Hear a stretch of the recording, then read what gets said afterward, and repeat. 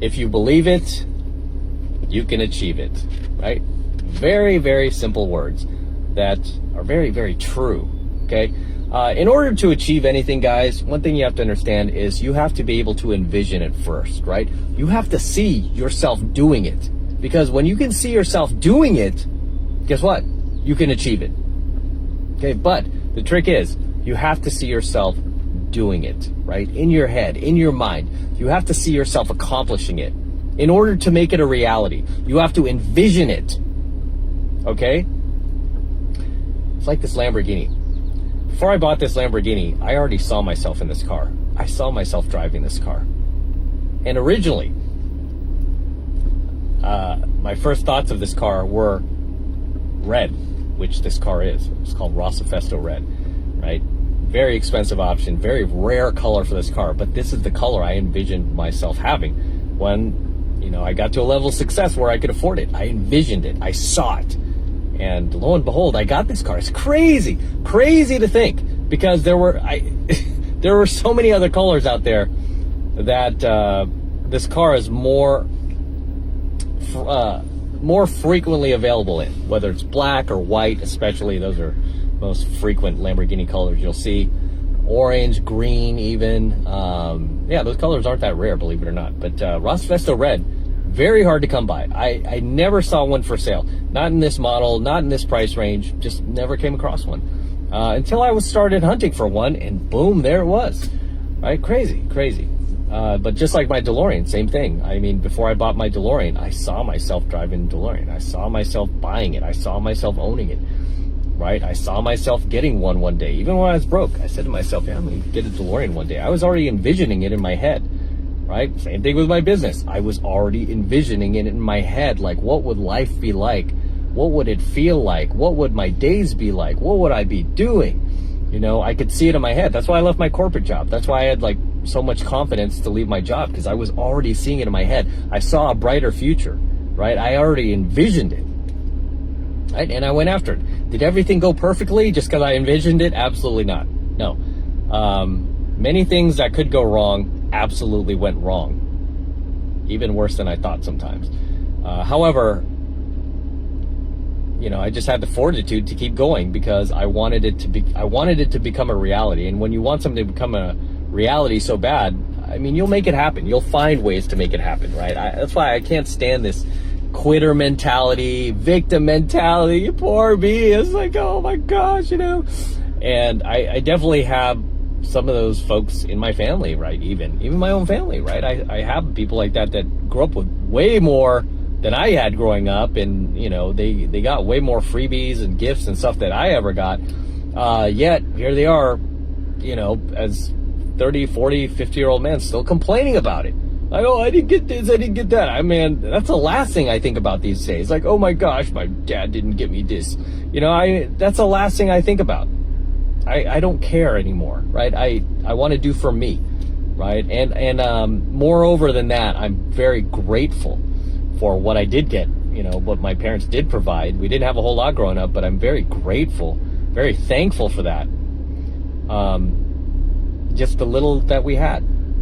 I'm grateful for that. I'm grateful for the memories. I'm thankful. I mean, I'm constantly preaching that to you guys. Like, you have to be thankful for something. You have to be grateful, you know, for what you have and not what you don't have. And that's one thing that I was always grateful for, even when I was, you know, piss poor broke and didn't have anything, was the fact that, you know, I've got my health. You know, there's always something to be thankful for.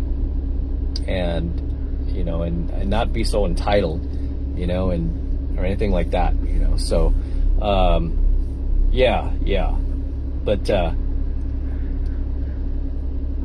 you have to see it, guys.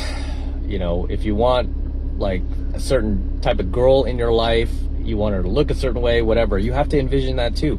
Even the women that I date these days, I mean, I'm dating women that I already saw myself with, you know, that I already saw myself like, this is my type, this is what I want to have in my life, this is what I'm going to go for. How do I get that? You know, I mean, way back in the day, I was like, how can I improve myself, and how could I be better, and what can I fix about myself that are within my control, right? Any like social anxiety or any little unattractive quirks that I might be doing when I'm talking to a girl. What can I work on? You know, I'm constantly, even to this day, I'm just a student of life. I want to get better in areas that I could get better at, right? I mean, there's always something you can improve upon. However, if your focus is split and half your focus is on getting better and the other half is on blaming other people for the way your life turned out or playing victim, you're really not going to go anywhere. It's like keeping your foot on the gas and on the brake at the same time. You're just not going to move, right? But I want you to move forward. I want you to keep going. And it's just part of life that people are going to do us wrong, right? You're going to come across people in life, maybe even just in your daily day, that just does something stupid to you, right? Maybe it just cuts you off in traffic or something. Just whatever it is, right? Whatever it is, cuts you in line without saying, oh, excuse me. You know, I mean, just these little things, right? But those are the things that you just have to learn to let go, because you have to focus on the bigger picture, as they say. You've got bigger fish to fry, as they say, right? You can't be worried about these very trivial things that happen in daily life to everybody, not just you. I know because it's you, it feels like this is only happening to me. No, it happens to everybody, right? But really, it's about how you handle it. How do you overcome that? Like, how long do you let it bother you, right? As the old saying goes, you can judge the success of a man by the things that bother him, right? So if something that petty bothers you, where you can't let it go and you hold a grudge, that's something you need to work on, because that's going to hurt you. It's going to hurt you in the long run, especially if you have big goals, big dreams, right? And what that tells me, if you have time to be petty, it means you're not putting enough time into your goals, into your ambitions, your aspirations. If you have time to be petty, right? If you have time to complain about other people, you have too much time on your hands. If you have time to, throw shade at other people, you definitely have too much time on your hands.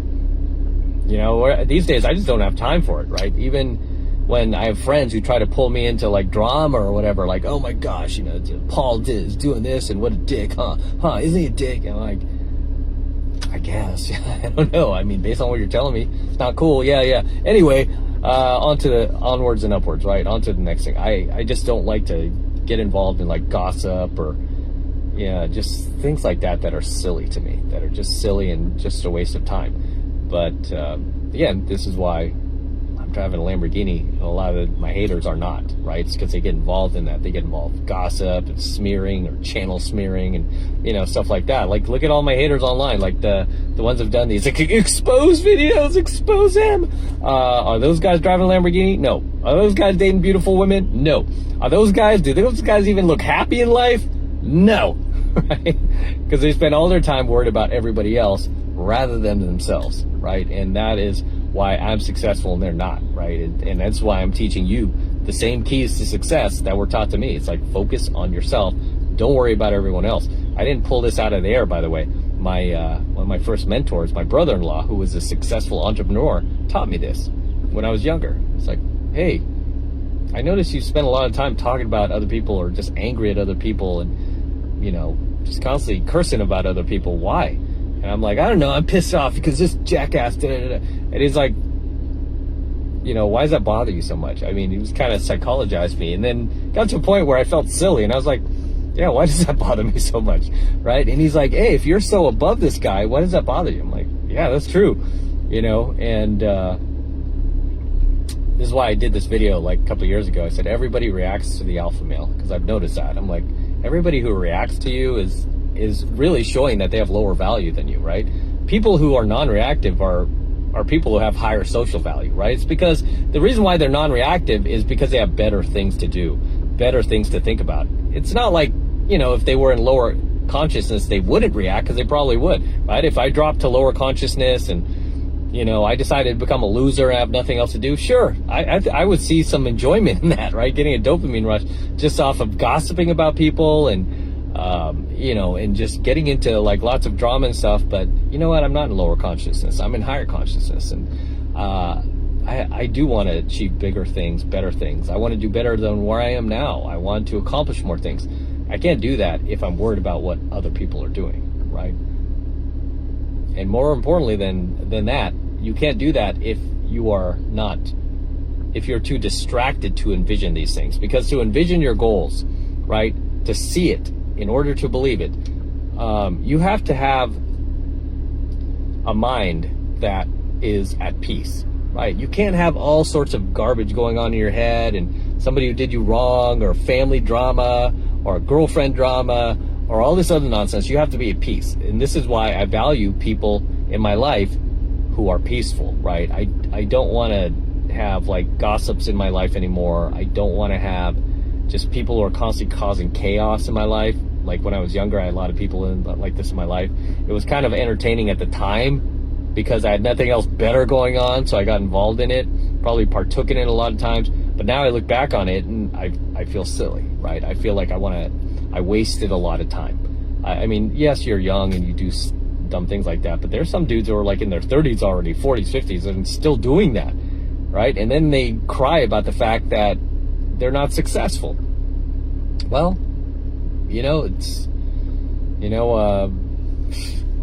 energy flows where attention goes. So where is your attention, right? What are you focusing on?